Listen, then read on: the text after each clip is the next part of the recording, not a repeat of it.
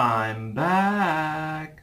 Welcome one, welcome all, I have returned from the depths of oblivion. It's been a while since I was last on here. I was doing police foundations in college, and then I was working at RBC, which I am doing still right now. And yeah, I just haven't really had much time. Then me and my friends got into this weird second surge of Yu-Gi-Oh! I actually have Yu-Gi-Oh! Cards right there. Then we got into Tekken, and then recently I've been improving my social life in Persona 5, and not real life, because I'm a hermit crab. But you know, it's been a while. I thought, you know, my channel's been pretty DDD dead, so maybe it's time to make a new video. And since it's a new year and a new season of Apex, it's about time I make a new intro.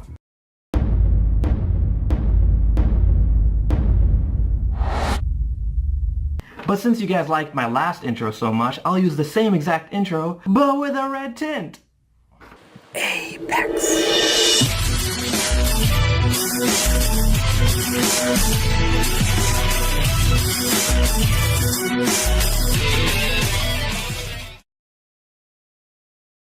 I'm back, and I'm better than ever.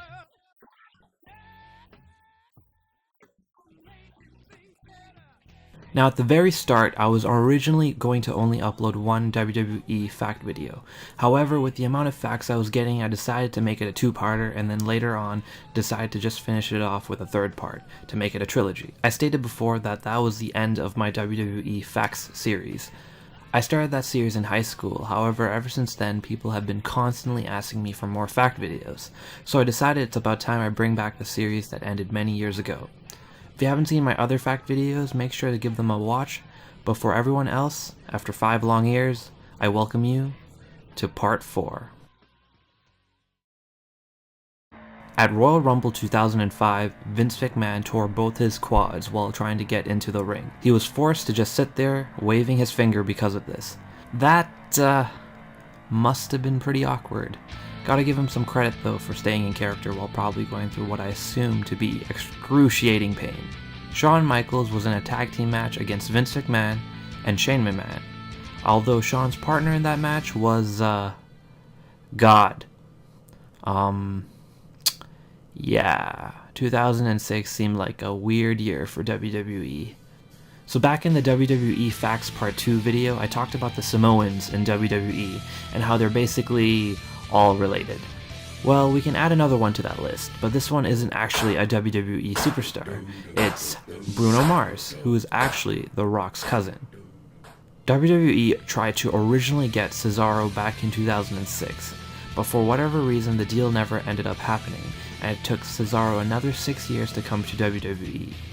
In the TV show Avatar: The Last Airbender, there was a character that was based on The Rock.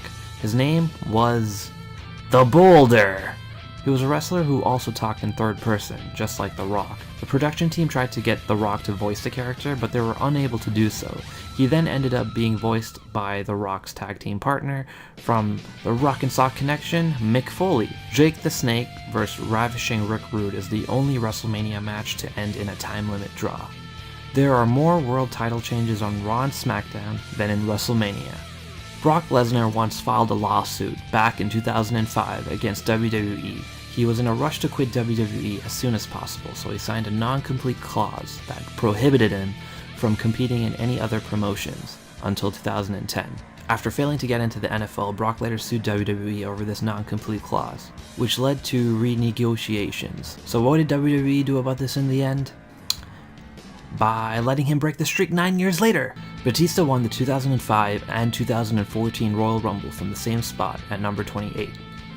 Dolph Ziggler technically debuted 3 times. There's the Dolph Ziggler we all know and love, then there was Nikki, which we all know and hate from the Spirit Squad, but before that he was with Chavo Guerrero.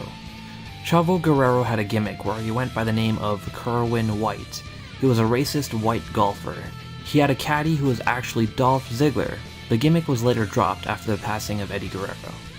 A lot of people don't remember this, but when the Great Khali debuted, he actually wrecked The Undertaker. He was referred to as the new Phenom. I don't know if I can consider this a fact, but that's just something a lot of people forgot about. But yeah, that was way before This. He even ended up becoming World Heavyweight Champion, but he couldn't hold the title upright. In the anime Shaman King, there was a group of shamans that was based on Bubba Ray Dudley, Edge, and Matt Hardy. In WWE, those three wrestlers are known for their history with TLC matches, and in this show, they were in a group under the name of LCT, and they used possessed versions of tables, ladders, and chairs. Now, I didn't always just watch WWE. I watched another wrestling promotion before WWE. WCW? Nope. ECW? Nope. I watched Ultimate Muscle. Oh yeah, Ultimate Muscle had everything you needed to entertain a 5-year-old kid like me, back when I thought actual humans on TV were lame. Now in the show Ultimate Muscle, there were some similarities it had with WWE. The one that sticks with me the most is the character Kevin Mask, and his group the DMP, which looks very familiar.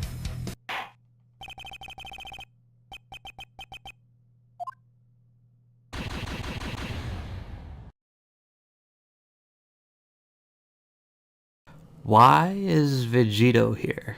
Daniel Bryan is John Laurinaitis' stepson in Law. Pallbearer's name was a play on the word pallbearer, which is the person who helps carry a coffin at a funeral.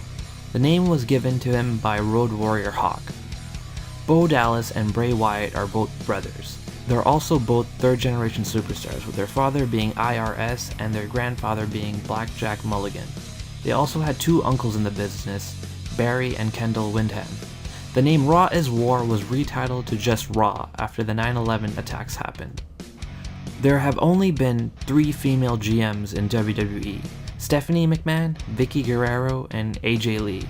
Well, actually now we have a 4th one, being Paige. I was actually just typing the script for this fact while watching her be announced. Fast forward months later, and now I'm updating the script, and I can also add Alexa Bliss to this list. I don't know if she counts, I don't know, I'm not really sure, she's not like a full-fledged GM yet, but whatever, I need to get these videos out really quickly.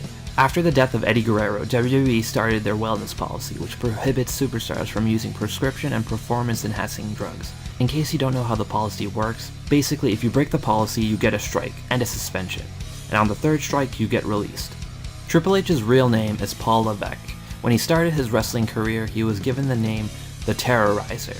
Man, what a bad name. That's like something you make up as a kid. Even as a kid, I would think that would be a lame name. Generic Kid 1, I am the Crusher. Generic Kid 2, I am the Terrorizer. Roar! Fear my terrorizing. He wanted a more normal first and last name, which I don't blame him for. And to his disappointment, his trainer put a line in between Terrorizer and called him Terrorizer. First, last name. Great. It was later modified to Terrorizing, which I still think is a huge improvement because it at least looks like a name now. Later on in WCW, he adopted a French gimmick and went by the name Jean-Paul Levesque and used a French accent. When he went to WWE, they gave him the same gimmick, but Vince wanted him to be American, cause you know, America! He was originally given the name Reginald DuPont Helmsley, but unsurprisingly, he wasn't happy with that. Man, Triple H got some really bad luck with names. He suggested a name you can make initials out of, and they later came back with the name Hunter Hearst Helmsley, which he said he could work with. Shawn Michaels was the one who thought of the nickname Triple H, as he was calling him that from day one, and it eventually became his in-ring name altogether. Well, that'll wrap up WWE Facts Part 4, but don't worry, there will be a Part 5 coming. I'll probably continue these videos because it looks like there's always going to be new facts to discover as time goes on. If you like this video, give it a like, and don't forget to click the subscribe button to join the Apex Alliance! For the Alliance! And lastly, I hope you all have a nice day. Thanks for watching.